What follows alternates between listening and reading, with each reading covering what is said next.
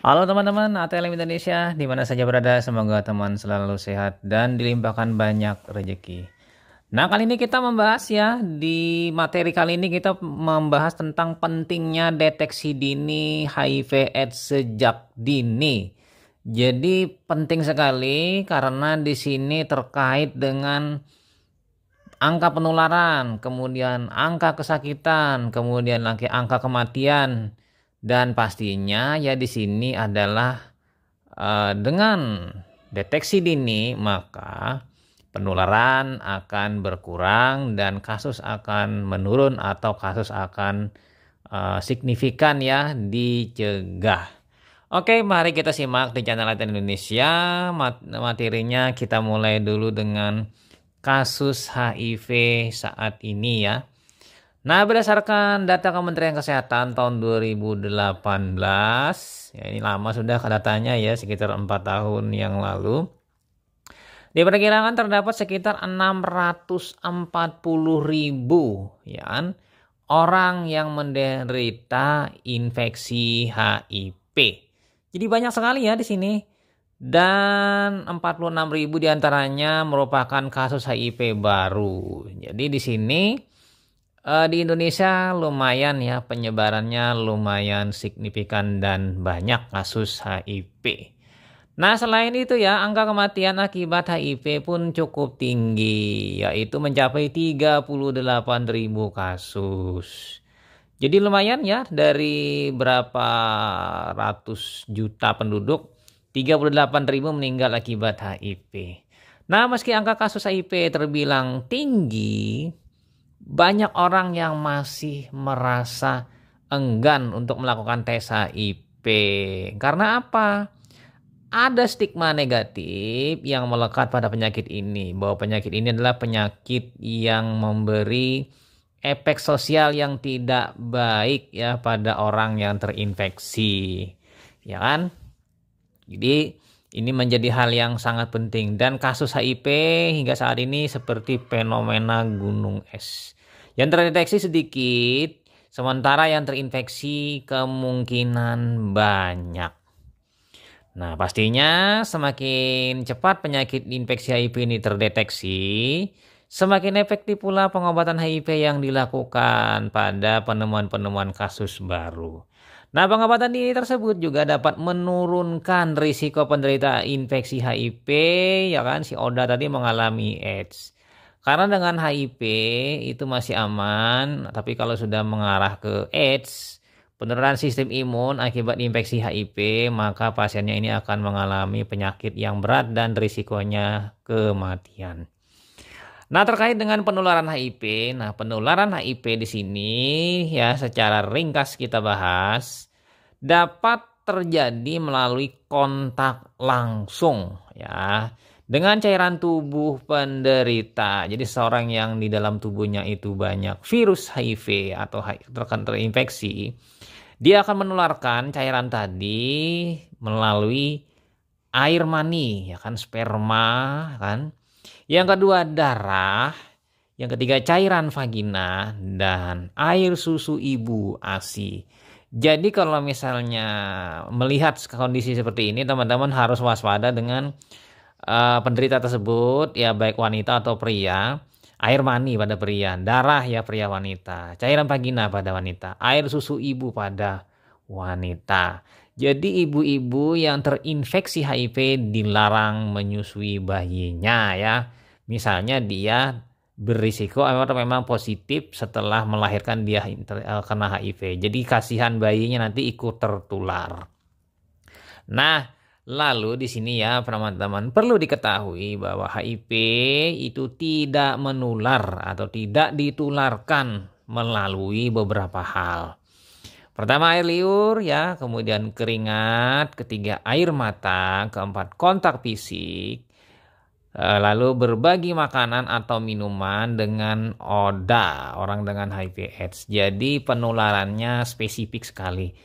Cairan tubuh bagian dalam, yaitu air mani ya, air vagina, darah, dan air susu. Sementara kalau cairan tubuh bagian luar seperti air liur, keringat, air mata, kontak fisik itu aman-aman saja. Makanan, minuman ya Nah, virus HIV bisa menginfeksi siapa saja.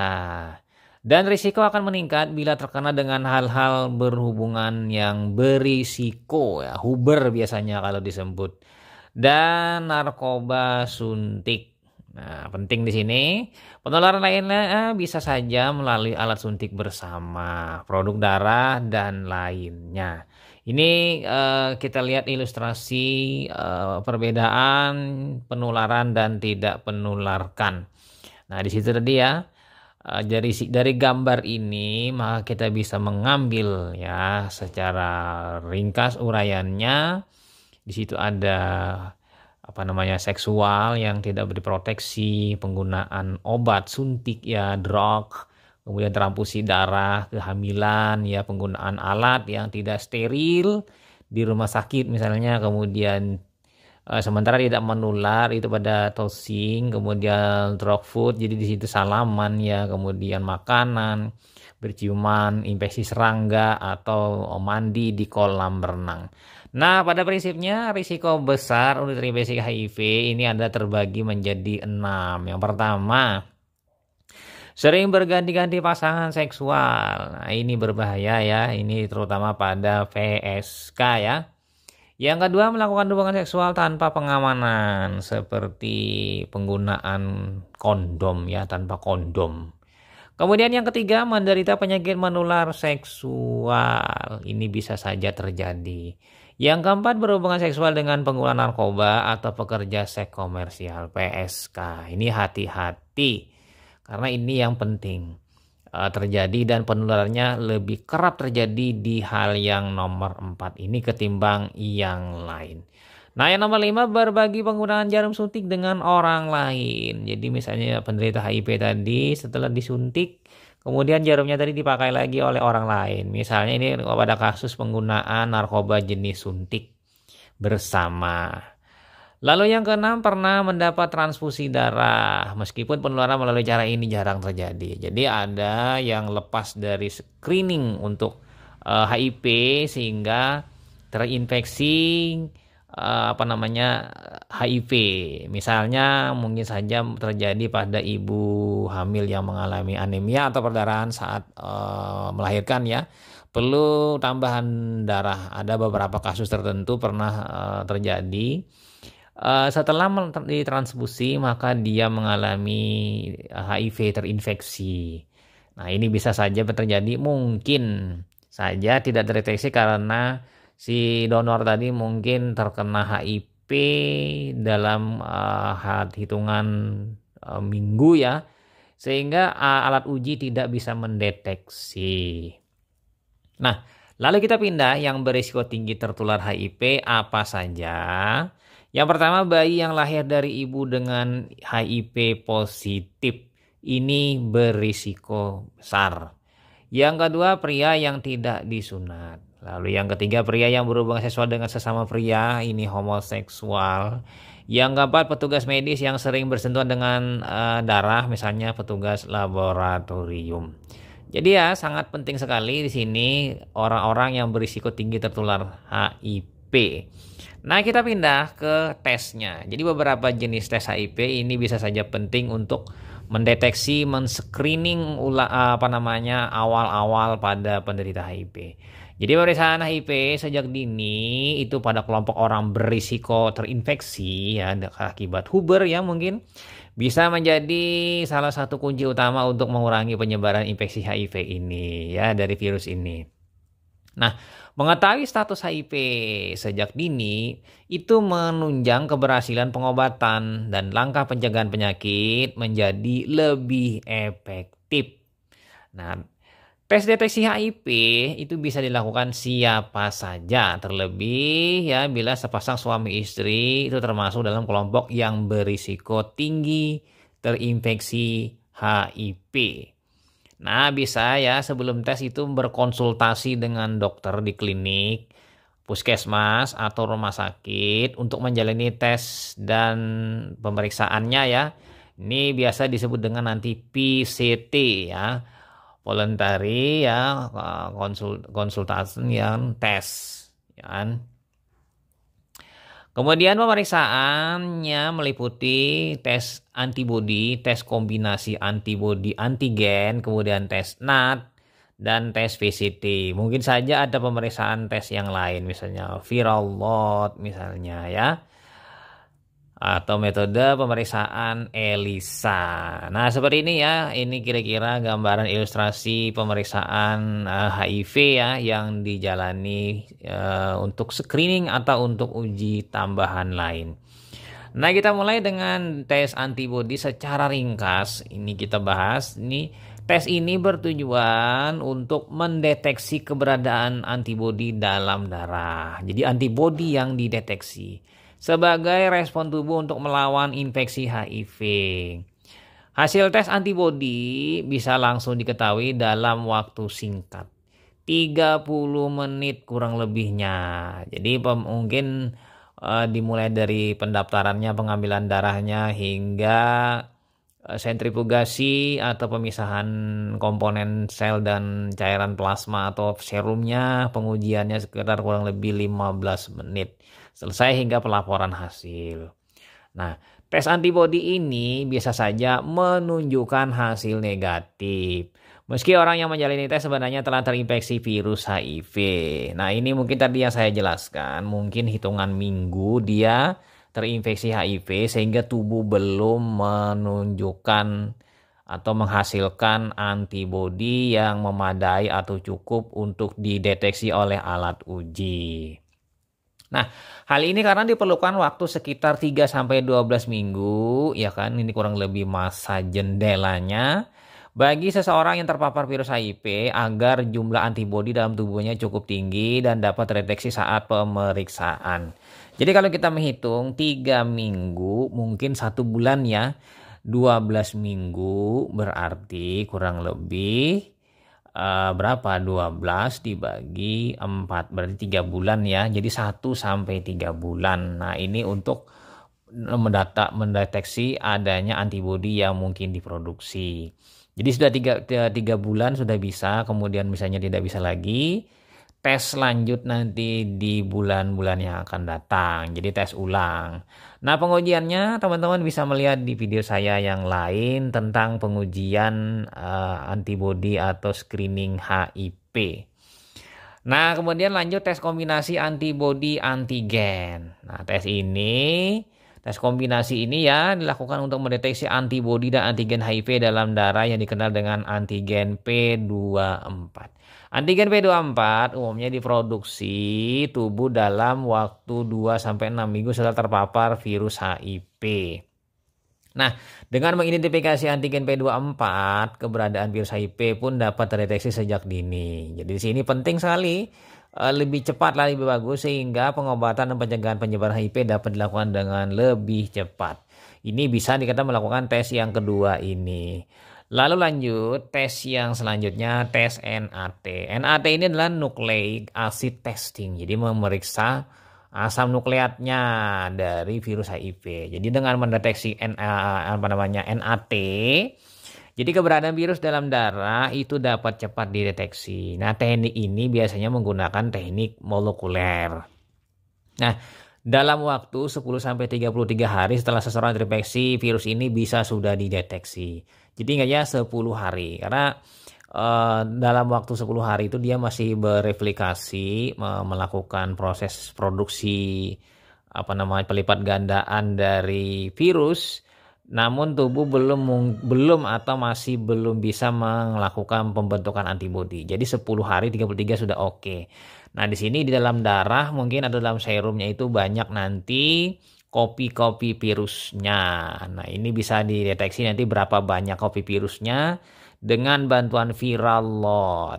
Nah, ya kan? Tapi di sini sayangnya pemeriksaan jenis ini tergolong mahal ya, karena memang menggunakan teknik molekuler dan tidak rutin dilakukan sebagai tes screening. Jadi tesnya adalah tes yang memang keinginan sendiri dari si penderita, misalnya ke laboratorium rujukan, dan biasanya ini tidak gratis. Kalau tes antibodi tadi itu kemungkinan gratis ya, biasanya gratis di Poli VCT, ya kan, beda dengan yang ini. Nah, Kecuali di sini ya untuk menguji NAT ini jika seseorang itu berisiko tinggi terpapar HIV atau menunjukkan gejala awal infeksi HIV dan penderitanya itu bisa merogoh kocek lebih banyak karena mungkin memiliki banyak uang ya, bisa saja melakukan tes ini ya. Mungkin antara harganya mungkin 500 sampai dengan 1 juta sekali tes ya. Ini bila menggunakan tes menggunakan molekuler. Nah, lanjut lagi kita masuk ke tes PCT. Nah, ini PCT voluntary counseling ya, di sini testing, di sini merupakan program tes dan konseling HIV yang biasa dilakukan secara sukarela. Jadi dia di sebuah rumah sakit misalnya ada voli PCT. Jadi orang yang ingin periksa tes tadi masuk ke poli ini lalu akan dilakukan layanan. Jadi layanan ini tidak hanya bertujuan untuk mendeteksi virus tapi juga merawat dan mengobati penderita HIV. Jadi di sini maksudnya tidak rawat inap ya tapi rawat jalan. Nah, untuk rawat inap nanti diserahkan ke bagian rawat inap. Nah, PCT ini ya diawali dengan sesi konseling oleh dokter atau konselor. Nah, mengenai etika mengenai PCT, teman-teman bisa melihat di video saya yang lainnya. Nah, untuk tes PCT ini saat konseling itu diberi pertanyaan dan informasi terkait HIV atau AIDS.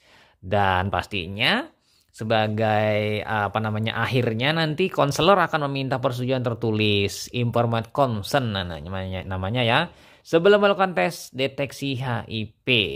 Jadi di sini nanti bisa dilakukan tes HIV ke laboratorium, hasilnya keluar nanti dikonseling lagi. Ya kan? Nah, jika termasuk dalam kategori orang berisiko terkena HIV, jadi tidak perlu ragu untuk melakukan tes HIV. Sebab hasil tes dijamin kerahasiaannya. Karena yang tahu di sini adalah dari pihak PCT saja dan pihak laboratorium. Jadi dua ini saja yang tahu, sementara yang lain tidak akan tahu datanya mengenai positifnya hasil uji HIV ya. Nah, oke, itu saja. Sementara sebagai penutup, ada beberapa hal yang perlu kita garis bawahi. Yang pertama, untuk menjalani tes deteksi HIV, itu bisa pergi ke puskesmas, rumah sakit, atau lembaga kesehatan yang menyediakan layanan tes HIV. Biasanya di VCT dulu, ya kan, di konseling dulu. Yang kedua, sebagai catatan di sini, semakin cepat terdeteksi, semakin cepat pula penanganan dan pengobatan HIV yang dapat dilakukan ya oleh pihak petugas kesehatan. Yang ketiga, bila memiliki pertanyaan seputar HIV/AIDS atau keinginan menjalani pemeriksaan untuk deteksi HIV, bisa saja ke poli PCT ya, melalui dokter atau perawat atau konselornya. Kemudian lagi, pastinya jangan ragu untuk berkonsultasi dengan dokter yang melayani di voli PCT. Nah, lagi lanjut di sini sebagai penutup, kemudian pelacakan itu dapat dilakukan oleh tim PCT bila terkena HIV si pasien tadi sehingga penularan lebih lanjut dapat dideteksi. Jadi maksudnya seperti ini ya. Si pasien tadi melakukan Huber dengan siapa. Nah, orang tadi akan ditanya kalau didatangi untuk dilakukan screening ya oleh poli PCT. Kemudian orang tadi ditanya dengan siapa lagi. Jadi sejenis seperti pelipat gandaan deteksi ya sampai nanti tidak ada keraguan untuk penularannya sampai misalnya terputus. Oh ya sudah, saya tidak ada lagi dengan yang lain. Berarti sudah stop atau putus sehingga untuk deteksi atau pelacakan itu lebih mudah. Nah, sebagai akhir kata di sini pastinya penyakit HIV/AIDS ini bisa ditanggulangi bersama. Jadi pastinya kerjasama yang baik dan pengakuan atau keinginan untuk melakukan tes atau deteksi dini HIV sejak saat ini itu adalah menjadi kunci untuk menanggulangi atau mencegah penularan lebih lanjut HIV. Oke ya, kira-kira itu saja teman-teman. Semoga memberikan manfaat bagi teman-teman. Sampai jumpa di video-video selanjutnya. Saya Ahmad Lekamit.